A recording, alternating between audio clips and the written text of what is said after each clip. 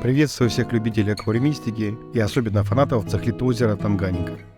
Сегодняшний выпуск посвящен группе ракушковых цихлит. В этом выпуске я собрал для вас ответы на самые часто задаваемые вопросы по этой теме.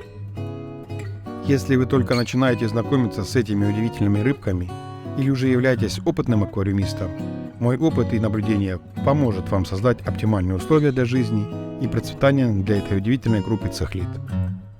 Мы вместе с вами создадим мир подводного царства. Вы на канале Любитель Трофеусов.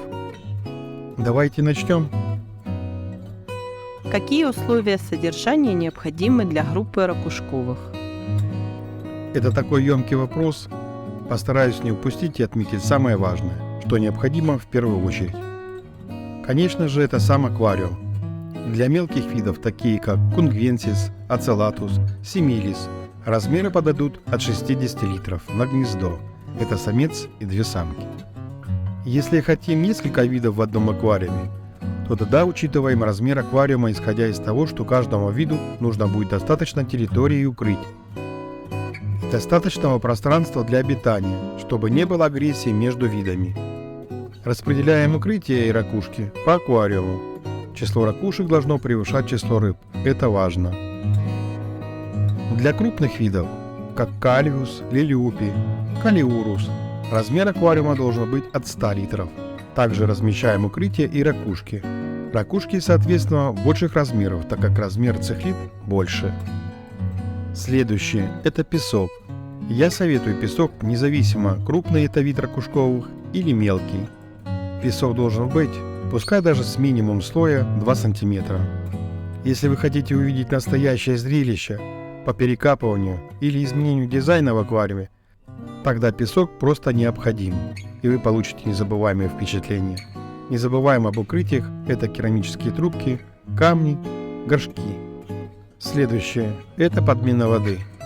Раз в неделю подмениваем воду примерно 30% от общего объема аквариума. Должна быть хорошая и круглосуточная аэрация, также и хорошая фильтрация. Температура воды от 25 до 27 градусов. Можно ли высаживать растения в аквариуме с ракушковыми лампрологусами? Можно. К растениям они абсолютно равнодушны. Следует учитывать первое, что жесткость воды высокая и не всем растениям это подходит.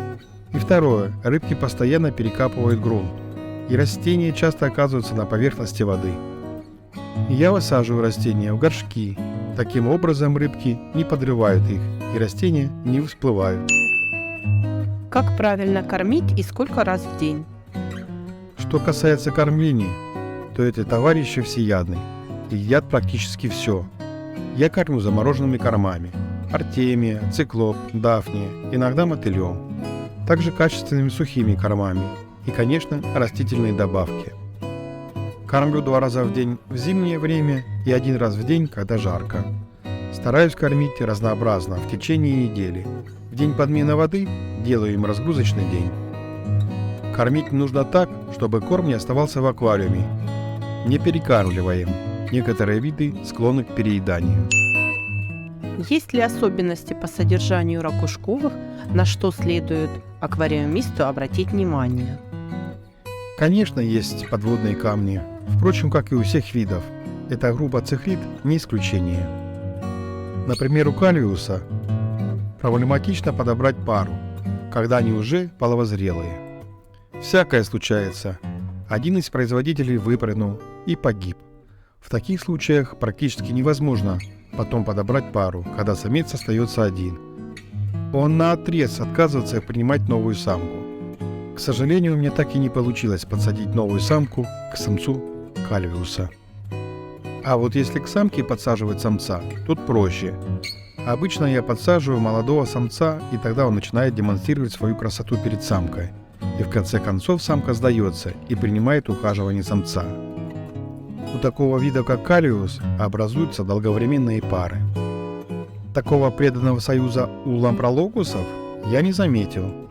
Обычно подсадить нового производителя у меня получалось без труда. Ракушковые цихлиды интересны в поведении тем, что, охраняя своего малька, они могут воровать чужого. Например, у принцессы Бурунди я замечал стайки мальков маленьких лилиупи. Это удивительные цихлиды озера Танганьика. Хочу сказать и напомнить, что я делюсь своим опытом, и это мои наблюдения. А какие удивительные моменты были у вас, друзья? Напишите, пожалуйста, в комментариях. Мне будет очень интересно об этом узнать. А можно ли считать принцессу Бурунди ракушковым лампрологусом? Именно как и вид? Нет. Принцесса Бурунди не является ракушковым лампрологусом. Она относится к виду неолампрологусов. Ракушковые получили свое название за любовь к ракушкам и способность использовать их в качестве убежища и гнездовой территории. Принцесса Бурунди может нереститься в ракушке? Да, принцесса Бурунди может использовать ракушки в качестве гнездовой территории для нереста и выведения потомства. Она относится к виду неолампрологусов, которые могут использовать ракушки, чтобы нереститься. Таким образом, принцессу Бурунди можно отнести к группе ракушковых. Однако не все неолампрологусы используют ракушки. Они также могут нереститься и охранять территорию и в расщелинах, и нагромождении камней, и под камнями, и в небольших горшках. Какой вид из группы ракушковых самый отважный при защите ракушки или своей территории? Отвечу так, что некоторые виды этой группы имеют такой высокоразвитый инстинкт сохранения потомства, который может дать фору некоторым представителям нашего человеческого племени. Тут все просто. Каждый вид из группы – хороший родитель. Все, безусловно, будут защищать свою ракушку и территорию, и потомство. Но я бы все равно выделил самого отважного – это оцелатус. Маленькая и храбрая цихлитка. Многие виды цихлит охраняют свое потомство и территорию, например, эскалярия и астронотус. Да, безусловно, но тут другое. Это крупные и большие в размерах цихлиды, а вот оцелатус – маленькая цихлитка, в длину 3 см. Она отважно нападает на руку, когда чистишь аквариум, пытаясь тебя не только отпугнуть, но и укусить. Когда делаешь перестановку в аквариуме, и не дай бог приблизиться к ракушке пальцами, закусает. На мой взгляд, это самая храбрая рыбка из ракушковых. Вот мы и подошли к концу этого видео про ракушковых цихлид. Мы рассмотрели ответы на самые часто задаваемые вопросы по содержанию и уходу за этими рыбками. Надеюсь, что моя информация окажется полезной для вас и поможет создать оптимальные условия для жизни и процветания и ваших ракушковых. Помните, что уход за аквариумными рыбками – это увлекательный, но и ответственный процесс, который требует внимания и заботы. Благодарю вас за просмотр. Не забудьте подписаться на мой канал, чтобы быть в курсе всех новых видео о содержании и уходе за аквариумными рыбками, включая ракушковых лампрологусов. Поставьте лайк, если вам понравилось мое видео, и оставьте комментарий. Желаю удачи в уходе за вашими питомцами. Если у вас есть предложения по поводу тем, которые вам бы хотелось увидеть на моем канале, пишите в комментариях. Ваше мнение очень важно для меня. Я всегда рад обратной связи от зрителей. Спасибо за внимание. До новых встреч на моем канале. Всем добра!